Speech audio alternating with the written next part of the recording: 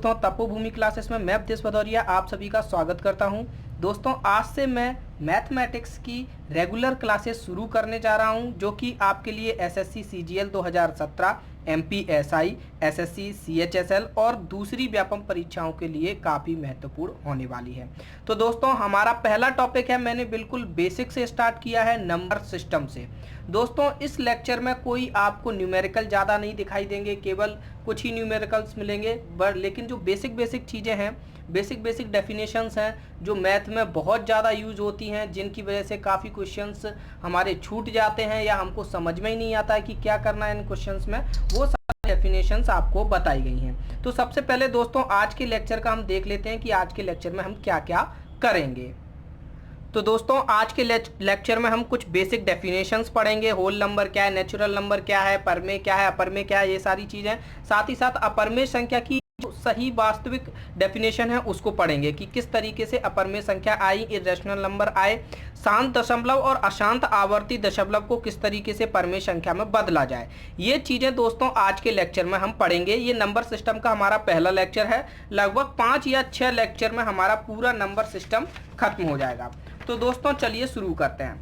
सबसे पहले हम देखते हैं नंबर्स क्या है। नंबर्स भी दोस्तों दो तरीके के होते हैं, एक तो वास्तविक संख्याएं रियल नंबर और दूसरी संयुग्मी संख्याएं, सम्मिश्र संख्याएं जिनको कहते हैं। जिन लोगों ने 11th में मैथ लिया होगा उनको मालूम होगा कि सम्मिश्र संख्याएं क्या होती हैं, लेकिन हमारे लिहाज से सम्मिश्र संख्याएं बिल्कुल भी महत्वपूर्ण नहीं है, किसी एग्जाम में नहीं पूछी जानी है, तो हम केवल और केवल रियल नंबर्स को ही पढ़ेंगे। रियल नंबर्स का भी यहाँ पर जो क्लासिफिकेशन किया गया है दो तरीके से किया गया है। एक तो ये दशमलव संख्याएं होती हैं और दूसरी इंटीजर यानी कि पूर्णांक। एक तरफ डेसिमल और एक तरफ इंटीजर। ठीक है दोस्तों, डेसिमल भी दो तरीके के होते हैं। इनको देखने के पहले हम पूर्णांक देख लेते हैं। दोस्तों, पूर्णांक क्या होता है? पूर्णांक यानी कि पूरा अंक। इंटीजर पूरा अंक यानी कि 0 हो गया, 1 हो गया, 10 हो गया, 15 हो गया, -4 हो गया, -6 हो गया, इस तरीके से। यानी कि यहाँ पर आधा पौवा पौन ढाई बिल्कुल नहीं होगा। ऐसा नहीं कि 6.4 हो गया माइनस या 4.7 हो गया, इस तरीके से नहीं होना है। ठीक है दोस्तों, पूर्णांक यानी कि पूरा। इनको भी हमने 3 कैटेगरी में डिवाइड किया है। पहला नेगेटिव इंटीजर यानी कि ऋणात्मक पूर्णांक, दूसरा 0 और तीसरा पॉजिटिव इंटीजर। यानी कि दोस्तों, जो 0 होता है वो या ना तो ऋणात्मक होता है ना ही धनात्मक होता है, ना तो नेगेटिव है ना ही पॉजिटिव है। ये अपने आप में एक अलग इंटीजर है। ठीक है दोस्तों, लेकिन कभी कभी एग्जाम्पल क्वेश्चन पेपर में किस तरीके से दिया रहता है, क्वेश्चन पेपर में दिया रहता है सभी अऋणात्मक पूर्णांकों का समुच्चय। तो सभी अऋणात्मक यानी जितने भी ऋणात्मक नहीं होंगे, तो इतने जो पार्ट है इसको हम अधनात्मक कह सकते हैं दोस्तों। इसी तरीके से 0 और धनात्मक को मिलाकर अऋणात्मक कह सकते हैं, अऋणात्मक पूर्णांक, और इनको हम कह सकते हैं अधनात्मक पूर्णांक। इंग्लिश में कहें तो इतने को क्या कहेंगे? यानी नॉन नेगेटिव इंटीजर। तो 0 और पॉजिटिव इंटीजर्स को एक साथ मिलाकर हम क्या कह सकते हैं? Non negative integer. और 0 और नेगेटिव इंटीजर्स को एक साथ मिलाकर हम कह सकते हैं नॉन पॉजिटिव इंटीजर। ठीक है दोस्तों, अब क्या होता है जब पेपर में क्वेश्चन आता है तो इसी तरीके की भाषा लिखी रहती है। कभी कभी वहां पर डायरेक्ट नेगेटिव इंटीजर लिखा रहता है तो हम पूरे नेगेटिव सोच लेंगे। नेगेटिव कहाँ से स्टार्ट है? -1 से, -2, -3, और सबसे बड़ा नेगेटिव इंटीजर क्या होता है दोस्तों? -1, क्योंकि -1 -2 से बड़ा है, -2 -3 से बड़ा है, तो सबसे बड़ा नेगेटिव इंटीजर कौन सा होगा? -1। और सबसे छोटा नेगेटिव इंटीजर हम नहीं निकाल पाएंगे क्योंकि वो इनफाइनाइट तक जाएगा। इसी तरीके से अगर कोई पूछे कि सबसे बड़ा पॉजिटिव इंटीजर क्या होगा, तो वो भी हम नहीं बता पाएंगे क्योंकि वो इनफाइनाइट तक जा रहा है। लेकिन सबसे छोटा पॉजिटिव इंटीजर बता पाएंगे जो कि होगा 1। तो दोस्तों, यहाँ पर इस तरीके की भी क्वेश्चन बन सकते हैं कि सबसे छोटा नेगेटिव इंटीजर बताइए, तो हम नहीं बता पाएंगे। लेकिन अगर कोई पूछे कि सबसे बड़ा नेगेटिव इंटीजर बताइए, तो हम बता देंगे -1। सबसे छोटा पॉजिटिव इंटीजर बता देंगे +1। ठीक है दोस्तों, और इसी तरीके से नॉन पॉजिटिव और नॉन नेगेटिव ये क्वेश्चन की भाषा में सेट रहता है, और जिसको हमको डिकोड करके क्वेश्चन को सही तरीके से सॉल्व करना होता है। ठीक है दोस्तों, तो ये हो गई इंटीजर की बात। अब हम देख लेते हैं डेसिमल की बात। डेसिमल दोस्तों दो तरीके के होते हैं, एक तो होता है फाइनाइट या फिर टर्मिनेटिंग डेसिमल, यानी शांत दशमलव, यानी कि जो शांत हो जाता है। देखते हैं कैसे शांत होता है। दूसरा है infinite or non terminating decimal, ऐसा डेसिमल जो कभी भी टर्मिनेट नहीं होता, कभी भी खत्म नहीं होता। इसके भी दो पार्ट हैं, एक अशांत आवर्ती दशमलव और दूसरा अशांत अनावर्ती दशमलव, यानी कि रिकरिंग और नॉन रिकरिंग। अब सबसे पहले देखते हैं फाइनाइट आर टर्मिनेटिंग डेसिमल। दोस्तों ये डेसिमल कैसे आया, सबसे पहले तो हम यही देख लें कि मान लो हमने 5 में 4 से डिवाइड किया, ठीक है दोस्तों, तो डिवाइड किया कितना आया, 4 से किया, एक बार गया, एक हमारा रिमाइंडर आया एक से इस पर, तो इसी का हमने 0 तक किया और जैसे भी निकल के आया तो कितना आ गया दोस्तों, 1.25, यानी कि 5/4 थी संख्या, उसको 1.25 कह सकते हैं। इसके बाद तो कोई दशमलव अंक आ नहीं रहा है, 000 ही मान सकते हैं, यानी कि ये एक जगह पे शांत हो गया है। ठीक है दोस्तों, इसी तरीके से हम एक दूसरा उदाहरण लें, 2/3। जब हम इसको भाग देते हैं तो भागफल आता है 0.66666, यानी ये कभी भी शांत नहीं हो रहा है, ये हमेशा बना ही रह रहा है 0.666। तो इसको हम कहेंगे अशांत दशमलव और इसको कहेंगे शांत दशमलव।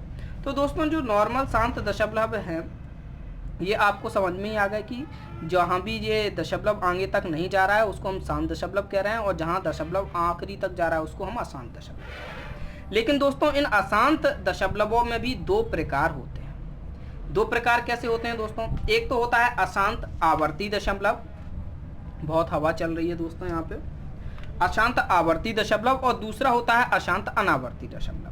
दोस्तों एक तो होता है अशांत दशमलव यानी जो कभी भी खत्म नहीं हो, आवर्ती का मतलब क्या होता है, रिकरिंग, यानी कि बार बार रिपीट हो रही हो, रिकरिंग बोल लो या रिपीटिंग, कोई टर्म है वो बार बार रिपीट हो रही हो तो उसको हम कहते हैं आवर्ती दशमलव। ठीक है दोस्तों, और जहां पर कोई भी टर्म बार बार रिपीट नहीं हो रही हो उसको हम कहते हैं अनावर्ती दशमलव। ठीक है दोस्तों, यहीं पर समझना थोड़ा जरूरी है क्योंकि इसी कंसेप्ट से हमको अपरमेय संख्या यानी कि इर्रेशनल नंबर की डेफिनेशन मिलेगी, जो काफ़ी अच्छे अच्छे एग्जाम्स में पूछी जाती है, अलग अलग तरीके से घुमा फिरा कर पूछी जाती है और बच्चे उसको देखकर घबरा जाते हैं। ज़्यादातर बच्चों को क्या मालूम रहता है कि अपरमेय संख्या वो संख्या है, इर्रेशनल नंबर वो हैं जो रैशनल नहीं है, जो परमेय नहीं है, उसकी एग्जैक्ट डेफिनेशन नहीं मालूम होती है और एग्जाम में आपको एग्जैक्ट डेफिनेशन पूछ लेते हैं। तो दोस्तों अशांत आवर्ती दशमलव बिल्कुल यही है 2/3। यहाँ पर देखिए आवर्ती यानी कि एक अंक है 6, इसकी बार बार पुनरावृत्ति हो रही है, बार बार ये रिपीट हो रहा है, तो साथ में साथ ही ये अशांत तो है ही लेकिन एक नंबर की रिपीटिंग भी हो रही है, तो इसको अशांत आवर्ती दशमलव कहेंगे। तो इसको इस तरीके से लिखते हैं, 6 पर बार लगा दिया, इसका मतलब है 6 बार बार आ रहा है। इसी तरीके से इसमें एक और टाइप होता है, जैसे इसको हम कहते हैं मिश्रित अशांत आवर्ती दशमलव। इसमें क्या है, 2 और 4 की रिपीटिंग तो नहीं हो रही लेकिन 3, 2 की रिपीटिंग बार बार हो रही है, यानी ये अशांत आवर्ती दशमलव इस तरीके का है, तो इसको हम कहते हैं मिश्रित अशांत आवर्ती दशमलव। ठीक है दोस्तों, अब हम आते हैं non recurring term, non terminating decimal, यानी कि ऐसा डेसिमल जो कि ना तो शांत है और ना ही आवर्ती है, यानी कि आवर्ती भी नहीं हो रही किसी चीज़ की और शांत भी नहीं हो रही है, जैसे कि √2। √2 एक ऐसी संख्या है दोस्तों, आप लोगों को तो केवल इतना मान याद होगा 1.414, उसके बाद भी इसका बहुत ज़्यादा मान रहता है 2, 3, 5, कुछ अपन को मालूम नहीं है, मुझे एग्जैक्ट नहीं पता, लेकिन ये आगे तक चलता है, ये कभी भी ख़त्म नहीं होता। इसी तरीके से √3 इसका मान भी 1.732 के बाद भी बहुत सारा है जो कभी ख़त्म नहीं होता है। पाई हो गया, ई हो गया, इनके मान कभी ख़त्म नहीं होते और ना ही ये आवर्ती होते हैं, यानी कोई ऐसे नंबर भी नहीं होते जो इनको रिपीट करते हों। ठीक है, पाई आप लोगों को मालूम होगा, जैसे कोई एक वृत्त है उसकी जो सर्कमफेरेंस है यानी कि जो परिधि है उसमें अगर डायमीटर का हम डिवाइड कर दें, उसकी परिधि को हम व्यास से जब भाग देते हैं तो जो राशि हमको मिलती है उसको हम पाई कहते हैं। जैसे किसी ने किसी वृत्त की परिधि निकाली है एग्जैक्ट और उसके बाद उसमें व्यास का भाग दिया तो वो कभी भी खत्म ही नहीं हो रहा था, तो पाई को हमने क्या एक नॉन रिकरिंग अशांत अनावर्ती दशमलव मान लिया। ठीक है दोस्तों, और ये जितने भी अशांत अनावर्ती दशमलव होते हैं इन्हीं को हम अपरमेय संख्या कहते हैं, इर्रेशनल नंबर कहते हैं। तो दोस्तों इर्रेशनल नंबर की एग्जैक्ट डेफिनेशन क्या है? ऐसे सभी दशमलव संख्याएं जो कि अशांत है और अनावर्ती हैं उनको हम अपरमेय संख्या कहते हैं। या फिर बोल दें irrational numbers are the decimal numbers that are non recurring non terminating. ठीक है दोस्तों, तो जो इर्रेशनल नंबर की एग्जैक्ट डेफिनेशन है वो हमने यहां पर देख ली। दोस्तों अब कुछ और भी महत्वपूर्ण परिभाषाएं हैं जो हमारे लिए पढ़ना बहुत जरूरी है। एक है प्राकृत संख्या, दूसरी है पूर्ण संख्या, नेचुरल नंबर और होल नंबर। दोस्तों ये दोनों ही इंटीजर के ही पार्ट हैं, जो इंटीजर हमने पूर्णांक पढ़ा था उसी के पार्ट हैं। ठीक है दोस्तों, नेचुरल नंबर जो होता है वो 1 से चालू होता है, 1 2 3 4 डॉट डॉट डॉट इनफाइनाइट तक जाते हैं। यानी कि जितने भी पॉजिटिव इंटीजर हैं वो सभी आपके नेचुरल नंबर कहलाते हैं और इनमें भी अलग अलग क्लासिफिकेशन होता है। ठीक है दोस्तों, वो क्लासिफिकेशन देखने के पहले हम देख लेते हैं कि होल नंबर किसको कहते हैं। ठीक है दोस्तों, होल नंबर यानी कि पूर्ण संख्या ऐसी संख्याओं को कहते हैं जो 0 से स्टार्ट होती हैं। ऐसे इंटीजर होते हैं 0 1 2 3 डॉट डॉट डॉट इनफाइनाइट तक। ठीक है दोस्तों, तो जो होल नंबर है उसका सबसेट होता है आपका नेचुरल नंबर और इंटीजर के ये दोनों ही सबसेट हैं। ठीक है दोस्तों, होल नंबर 0 से स्टार्ट होते हैं यानी कि इनको हम बोल सकते हैं नॉन नेगेटिव नंबर। सारे non negative numbers whole number होते हैं और सारे पॉजिटिव नंबर आपके नेचुरल नंबर होते हैं। या फिर ऐसे बोलते हैं कि सारे non negative number natural number नहीं होंगे। ठीक है दोस्तों, ये 0 से स्टार्ट होता है, ये 1 से स्टार्ट होता है, इतना हमको याद रखना है। ठीक है दोस्तों, अब इसको भी क्लासिफाई किया गया है 3 सब टाइप्स में। पहला होता है यूनिटी यानी कि एक संख्या, एक जो है हमारी, इसको अलग डिवाइड किया गया है। प्राइम नंबर और कंपोजिट नंबर। प्राइम नंबर क्या होते हैं दोस्तों? प्राइम नंबर हिंदी में बोलते हैं अभाज्य संख्या और कंपोजिट नंबर को हिंदी में बोलते हैं भाज्य संख्या। अभाज्य संख्या ऐसी संख्या होती है जिसके केवल 2 ही फैक्टर होते हैं। एक तो फैक्टर 1 होता है और एक वह संख्या स्वयं होती है। ठीक है, वो खुद में होती है वह संख्या, जैसे कि आपका हो गया 2 3 5 7 और 11। इस तरीके से ये अभाज्य संख्याएं हैं। ठीक है दोस्तों, देखिए 2 का क्या है, 2 के 2 ही गुणनखंड है, एक तो 1 है और एक 2 है। ठीक है, 3 के भी 2 ही फैक्टर हैं, 1 और 3, 5 के भी 1 और 5, 11 का भी 1 और 11, 13 का भी 1 और 13।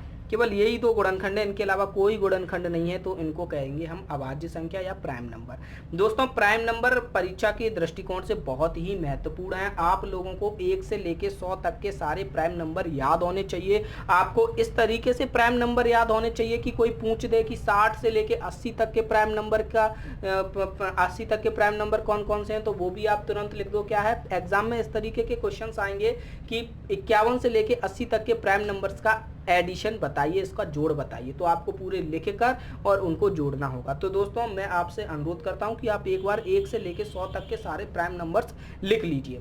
अब प्राइम नंबर से रिलेटेड कुछ प्रॉपर्टीज हैं जो मैं आपको बता देता हूं। इसमें बहुत सारे बच्चे कभी कभी गड़बड़ कर देते हैं। सबसे पहली चीज की क्वेश्चन आता है आपका कि सबसे छोटी प्राइम नंबर बताइए, तो सबसे छोटी प्राइम नंबर होती है 2।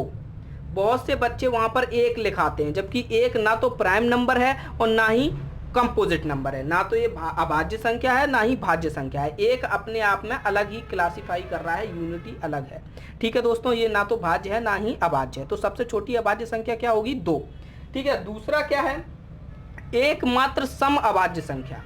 ऑड इवन तो आपको मालूम ही होगा दोस्तों, उसको बताने की जरूरत नहीं है। तो एकमात्र जो इवन प्राइम नंबर है वो है आपका 2। इसके अलावा कोई भी प्राइम नंबर इवन नहीं है, क्योंकि अगर 4 लेंगे तो इसके भी 3 हो जाएंगे, 1 2 4, ये 3 इसके फैक्टर हो रहे हैं, तो ये भी नहीं होगा आपका प्राइम नंबर। ठीक है दोस्तों, तो एकमात्र इवन प्राइम नंबर सम अभाज्य संख्या आपकी 2 है। सबसे छोटी विषम अभाज्य संख्या आपकी 3 हो जाएगी, विषम हो गई, 1 नहीं होगी। ठीक है दोस्तों, इसी तरीके से जब आपको अभाज्य संख्या मालूम चल गया तो कंपोजिट नंबर तो आपको पता ही होगा। भाज्य संख्या ऐसी संख्या है जिनके 2 से ज़्यादा गुणनखंड हो, 1 और स्वयं के अलावा कोई तीसरा चौथा या कितने भी गुणनखंड हो, उसको हम कंपोजिट नंबर कहते हैं। जैसे कि आपका 4 हो गया है, आपका 9 हो गया, 10 हो गया, ये सारी बड़ी बड़ी संख्या आपकी क्या है? कंपोजिट नंबर है।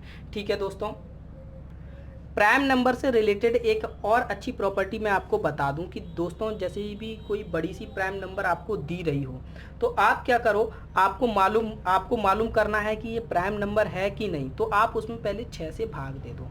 और अगर 6 से भाग देने के बाद अगर आपको वहाँ पर 1 शेषफल मिले या फिर 5 शेषफल मिले, ठीक है, यानी रिमाइंडर या तो 1 मिले या 5 मिले, तो हो सकता है कि वह प्राइम नंबर हो, क्योंकि जितने भी 6 से ऊपर के प्राइम नंबर होते हैं वो 6n ± 1 के फॉर्म में रहते हैं। इस फॉर्म में वो प्राइम नंबर रहते हैं। लेकिन ऐसा जरूरी नहीं है कि ऐसा हर एक नंबर जो इस फॉर्म में है वो प्राइम नंबर होगा, इसका उल्टा सत्य नहीं है दोस्तों। लेकिन जितने भी प्राइम नंबर 6 से बड़े होंगे वो इस फॉर्मेट में जरूर होंगे। अगर इस फॉर्मेट में वो फिट नहीं है तो आप उनको डायरेक्टली कैंसिल कर सकते हो कि ये प्राइम नंबर नहीं है। लेकिन अगर इस फॉर्म में फिट है उसके बाद भी हमको उसको चेक करना पड़ेगा कि ये प्राइम है या नहीं है, ठीक है दोस्तों। तो होल नंबर आपको मालूम चल गया दोस्तों। ऐसे ही एक और होता है संपूर्ण संख्या, कंप्लीट नंबर, संपूर्ण संख्या दोस्तों। ये भी कभी कभी एग्जाम्स में पूछ ली जाती है। ये ऐसी संख्या होती हैं जिनके जो गुणनखंड हैं उनका जो जोड़ है वह उस संख्या के बराबर होता है। जैसे कि 6 के गुणनखंड हैं 1, 2 और 3। अब अगर हम 1, 2, 3 को जोड़ देते हैं, 1, 2 और 3 को जोड़ते हैं तो 6 ही आ रहा है, ये 6 के ही बराबर हो गया। तो इसको हम कहते हैं कंप्लीट नंबर या फिर संपूर्ण संख्या। दोस्तों अब हम आते हैं महत्वपूर्ण टॉपिक पे, जो है अशांत आवर्ती संख्याओं को परमेय संख्या में बदलना। दोस्तों परमेय संख्या क्या है? वो सारे पूर्णांक संख्याएं और वो सभी दशमलव संख्याएं जिनको p/q के रूप में चेंज किया जा सकता है वो परमेय संख्या कहलाती हैं। और जो अशांत अनावर्ती दशमलव है उनको अपरमेय संख्या कहते हैं। यानी कि अगर हम ऐसा कहें कि वास्तविक संख्याओं में अगर अपरमेय संख्याओं को हटा दिया जाए तो बाकी सभी संख्याएं परमेय संख्या होती हैं। इनको हम p/q के रूप में लिख सकते हैं, ठीक है दोस्तों। तो हम यहाँ पर जो बाकी की दशमलव संख्याएं जो अशांत अनावर्ती नहीं हैं उनको परमेय में कैसे चेंज करेंगे ये सीखते हैं दोस्तों। इससे डायरेक्टली क्वेश्चन आ जाते हैं काफ़ी एग्जाम्स में। तो जो अशांत आवर्ती संख्याएं हैं वो भी दो तरीके की होती हैं, एक तो शुद्ध अशांत आवर्ती संख्या, दूसरी मिश्रित अशांत आवर्ती संख्या। शुद्ध अशांत आवर्ती कैसी है? जैसे 1.3 पर बार, इसका मतलब है कि 3 बार बार आ रहा है। मिश्रित अशांत आवर्ती में क्या होता है? ऐसा है जैसे 1.24 फिर 3 पर बार हो, यानी कि यहाँ पर ये जो 2, 4 है इसकी आवृत्ति नहीं हो रही है लेकिन फिर भी ये दशमलव में आ रहा है दशमलव के बाद, यानी कि यहाँ पर जो आवृत्ति वाला दशमलव है ये मिश्रित है। यहाँ पर ये शुद्ध आवृत्ति वाली संख्या नहीं है। यहाँ पर 2, 4 आगे आ गया है तो ये यहाँ पर क्या है? शुद्ध आवृत्ति वाली संख्या नहीं है, इसको कहेंगे मिश्रित अशांत आवर्ती संख्या, ठीक है दोस्तों। तो हम सबसे पहले शुद्ध अशांत आवर्ती संख्या को कैसे p/q के रूप फॉर्म में लाते हैं ये देखते हैं दोस्तों। सबसे पहले तो मैं इसका एग्जैक्ट जो मेथड है वो हम सॉल्व करेंगे ताकि आपको ऐसा नहीं लगे कि मैं रटा रहा हूँ आपको, ठीक है। उसके बाद हम इसका शॉर्ट ट्रिक देख लेंगे और उसके बाद उसी शॉर्ट ट्रिक से हमेशा किया करेंगे, ठीक है दोस्तों। तो सबसे पहले हमको क्या करना होता है, इसमें जो स्टेप 1 है वह स्टेप 1 है हमारा कि जो पूर्णांक भाग है उसको अलग लिख लेते हैं। तो पूर्णांक भाग 1 है और 0.3 पर बार अलग है, ठीक है दोस्तों। इतना लिख लिया। अब दोस्तों क्या करना है हमको? ऐसा ही यहाँ इस तरफ भी हमको यही करना है। मिश्रित अशांत आवर्ती में स्टेप 1 तो सेम ही है दोनों में, है कि नहीं? पूर्णांक भाग को अलग लिखना है, दशमलव भाग को अलग लिखना है, ठीक है दोस्तों। अब जो मेथड है, जो शॉर्ट ट्रिक है वो तो आप कोचिंग्स में वगैरह वगैरह बहुत सी जगह पढ़ चुके होंगे, लेकिन एक बार आप मेथड से भी गुजर जाएंगे तो कोई भी घुमा फिरा के अगर क्वेश्चन आता है तो आप उसको भी सॉल्व कर पाओगे, ठीक है दोस्तों। अब दोस्तों हमारा टारगेट क्या है कि ये जो दशमलव पार्ट है इसको अगर हम परमेय में चेंज कर देंगे तो ये तो अपने आप में परमेय है, ये पूर्णांक संख्या, इसमें हम उसको बाद में जोड़ देंगे, ठीक है दोस्तों। तो इसको हमको कैसे करना है? तो हम मान लेते हैं इसका कोई इक्विवेलेंट होगा p/q में।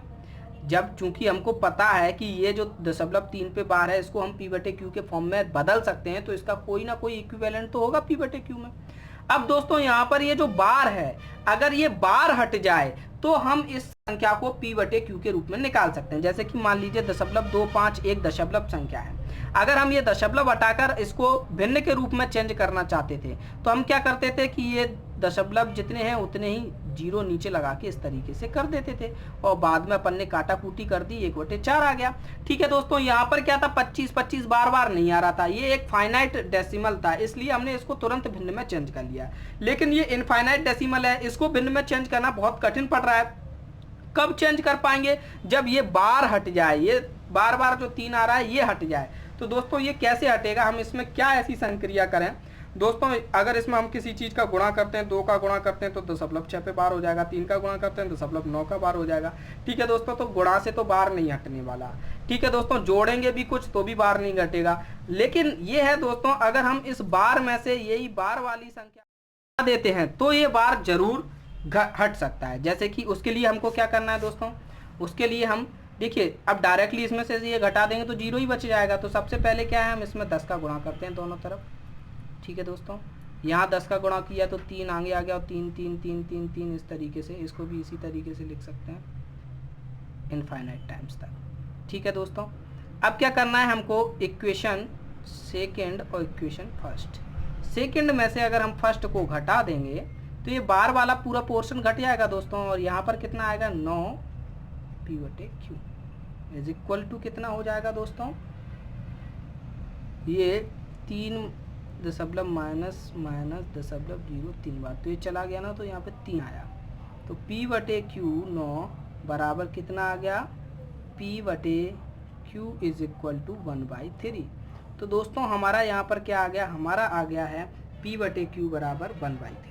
ठीक है दोस्तों, अब यहाँ पर हमने अभी तक क्या किया था, अभी तक जो हमारा पहला स्टेप था, हमने यहाँ पर 1.3 का बार ले रखा था, इसकी जगह कितना आ गया 1/3। अब हम इन दोनों को जोड़ देंगे तो 1/1/3 बराबर कितना हो गया 4/3। तो यही इसके बराबर हो गया, 1.3 पे बार बराबर 4/3। तो दोस्तों इस तरीके से हमने शुद्ध अशांत आवर्ती दशमलव को हमने आपकी परमेय संख्या में चेंज कर लिया। इसी तरीके से हम मिश्रित अशांत आवर्ती संख्या को भी परमेय संख्या में चेंज कर सकते हैं। पूर्णांक हम अलग कर ही चुके हैं, दशमलव के लिए 2 4 3 पर बार है। सबसे पहले हम इसको p/q के बराबर मान लेंगे। फिर यहाँ पर देखिए दोस्तों, ये जो दो दशमलव की संख्याएं पीछे आ रही हैं, इनको आगे लाना पड़ेगा पूर्णांक के। दोस्तों इनको हम आगे ले आए, 100 का गुणा किया तो 24.3 पे बार आया। उसके बाद 1000 का गुणा किया p/q में, तो ये इतना पूर्णांक भाग अलग आ गया और 0.3 बार इसमें घटने के लिए तैयार हो गया। अब इन दोनों को हम घटा देंगे तो हमारा आ जाएगा 900 p/q बराबर, और ये जो भी घटाने के बाद अपन को मिलेगा। तो दोस्तों इससे हम एक फॉर्मूला हमने बनाया, ये तो हमारा ट्रेडिशनल मेथड था, इसी से हमने एक फॉर्मूला बनाया है जिसकी सहायता से हम इस तरीके के सवालों को बहुत आसानी से सॉल्व कर सकते हैं। तो दोस्तों आप डायरेक्टली वो शॉर्ट ट्रिक जिससे हमको ये वाले क्वेश्चंस करने हैं। तो दोस्तों पहला क्या था, शुद्ध अशांत आवर्ती दशमलव के लिए ये वाला आपका फॉर्मूला है। इसमें आपको क्या करना है, जो रिकरिंग पार्ट हुआ है, जितने अंकों की पुनरावृत्ति हो रही थी उसको एक बार लिखना है, और फिर उतनी ही बार 9 लिखने हैं जितने अंकों की पुनरावृत्ति हुई थी। जैसे कि देखते हैं, पिछला एग्जाम्पल था 1.3 पे बार। ठीक है दोस्तों, सबसे पहला पार्ट तो यही है, 1 को अलग कर लो, 0.3 बार को अलग कर लो। ठीक है दोस्तों, अब हमको केवल इतने पार्ट के लिए हल करना है। ठीक है दोस्तों, या आवर्त भाग एक बार लिखें, यानी कि रिकरिंग पार्ट कितना है 3, केवल 3 की ही तो पुनरावृत्ति हो रही है, तो एक बार 3 लिखें। ठीक है दोस्तों, बटे में उतनी बार 9 लिखने जितने अंकों की पुनरावृत्ति हुई। यहाँ पर एक ही तो अंक की पुनरावृत्ति हुई है, 3 की पुनरावृत्ति हो रही है बार बार, तो हम यहाँ पर 9 लिख लेंगे। ठीक है, एक बार 9 लिख लेंगे, काट दो, 1/3 हो गया। अब इसमें एक को जोड़ दोगे तो आपका आंसर आ जाएगा। इसी में एक और आप एग्जाम्पल देख लीजिए, जैसे कि आपका एग्जाम्पल है 2.56 पर बार।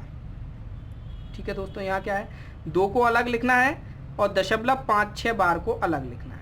दोस्तों सबसे पहले आवृत्त भाग को एक बार लिखना है, यानी रिकरिंग पार्ट कितना है 5 6, यानी 56 लिख देंगे यहाँ पर।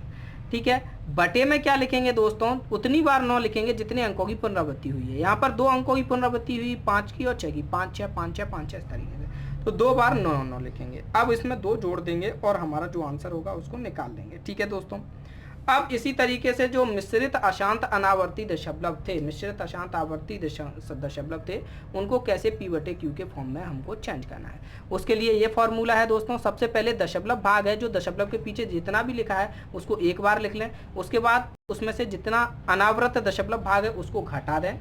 ठीक है दोस्तों, जितने भी अंकों की पुनरावृत्ति नहीं हुई है उसको घटा दें। फिर उतनी बार 9 लिखें जितने अंकों की पुनरावृत्ति हुई है, और उतनी बार 0 लिखें जितने अंक अपुनरावृत रहे हैं, यानी जिनकी रिपीटिंग नहीं हुई है। एग्जाम्पल देख लेते हैं, 1.243 पे बार, यही था हमारा पहले एग्जाम्पल दोस्तों। ठीक है, अब इसमें हमको क्या करना है कि एक को अलग कर लेना है और इतने को अलग कर लेना है, ठीक है। 0.243 पर बार। सबसे पहले क्या, दशमलव भाग एक बार लिखना है। दशमलव भाग कितना है, 243, तो सबसे पहले 243 लिख दिया। इसमें से घटाना है, क्या घटाना है दोस्तों, हमको घटाना है अनावृत दशमलव भाग, यानी ऐसा दशमलव भाग जिसकी रिपीटिंग नहीं हुई है, जो नॉन रिकरिंग है, यानी कि 24। तो इसमें से हम 24 को घटा देंगे। बटे में क्या करेंगे, उतनी बार 9 लिखेंगे जितने अंकों की पुनरावृत्ति हुई है। तो दोस्तों केवल 3 की पुनरावृत्ति हुई है, यानी एक ही अंक है जिसकी पुनरावृत्ति है, तो एक बार 9 लिखेंगे। उसके बाद 0 लिखेंगे, उतनी बार 0 लिखेंगे जितने अंक अपुनरावृत रहे। तो 2 अंक अपुनरावृत रहे, 2 और 4, तो 2 बार 0 लिखेंगे, ठीक है दोस्तों। इसमें से इसको घटा लेंगे, जितना भी आंसर आएगा वो हमारा आंसर हो जाएगा। तो घटा लीजिए दोस्तों, 243 में से 24 घटाया, 9 बचा यहाँ पर, और ये 3 हो गया, तो 219 बटे 900, ये अपना आंसर हो जाएगा। इसमें एक और जोड़ देंगे तब अपना फाइनल आंसर आ जाएगा। इसी तरीके से कोई और भी संख्या है तो हम जैसे मिश्रित का एक और एग्जांपल ले लेते हैं, जैसे 2.3754 पर बार, ठीक है दोस्तों। तो इसमें क्या करेंगे, 2 को अलग लिख लेंगे और 3754 पर बार को अलग लिख लेंगे, ठीक है दोस्तों। अब हमको क्या है, केवल इसी को दशमलव, इसी को p/q के रूप में चेंज करना है। तो इसको p/q में कैसे, सबसे पहले पूरा लिखते हैं, 3754 लिखेंगे। उसके बाद जितना पार्ट की पुनरावृत्ति नहीं हुई है उसको इसमें से माइनस करेंगे, यानी 37 को माइनस करेंगे। अब जितने अंकों की पुनरावृत्ति है उतने बार 9 लिखेंगे, 2 अंकों की पुनरावृत्ति है 2 बार 9 लिखेंगे। जितने अंक पुनरावृत्त नहीं हुए उतने बार 0 लिखेंगे, 2 अंक पुनरावृत्त नहीं है 2 बार 0 लिखेंगे। तो इस तरीके से हम इसको सॉल्व करेंगे। तो दोस्तों ये जो आखिरी है आपका, बस आपको इतने को याद कर लेना है, फिर आपको किसी के बारे में नहीं सोचना है, बस इसी के आधार पर आप करिए। जो मेथड था नेचुरल, जो एग्जैक्ट मेथड था, जो ट्रेडिशनल मेथड था, वो बताना इसलिए ज़रूरी था क्योंकि कभी कभी घुमा फिरा के अगर क्वेश्चंस आ जाते हैं तो आप कैसे करोगे, ठीक है दोस्तों। तो ये वीडियो लेक्चर आपको कैसा लगा ज़रूर बताइए, साथ ही साथ अपने दोस्तों को भी बताइए कि मैथ्स के लिए नई सीरीज़ शुरू हुई है तपोभूमि क्लासेस पे, आप लोग उसे ज्वाइन कीजिए, सब्सक्राइब कीजिए हमारे चैनल को। और साथ ही साथ दोस्तों ये भी बताइए कि अगला टॉपिक आपको क्या पढ़ना है। नंबर सिस्टम अभी चलेगा 5 और या 6 लेक्चर्स में ये ख़त्म हो जाएगा। अगला जो लेक्चर रहेगा वो LCM और SCF के एप्लीकेशन से रिलेटेड रहेगा और बहुत महत्वपूर्ण है दोस्तों। ये वाला जो लेक्चर है वो एग्जाम पर्पस से इतना महत्वपूर्ण नहीं है, लेकिन फिर भी बेसिक्स क्लियर के लिए बहुत ज़रूरी लेक्चर था। हालांकि थोड़ा लंबा खिंच गया ये लेक्चर, इतना एग्जाम ओरिएंटेड नहीं है ये लेक्चर, लेकिन जो अगला लेक्चर है SCF और LCM का वो आपके लिए बहुत ज़रूरी होगा। तो आप सब्सक्राइब कीजिए, शेयर कीजिए और लाइक करना बिल्कुल नहीं भूलिए। धन्यवाद, जय माता दी।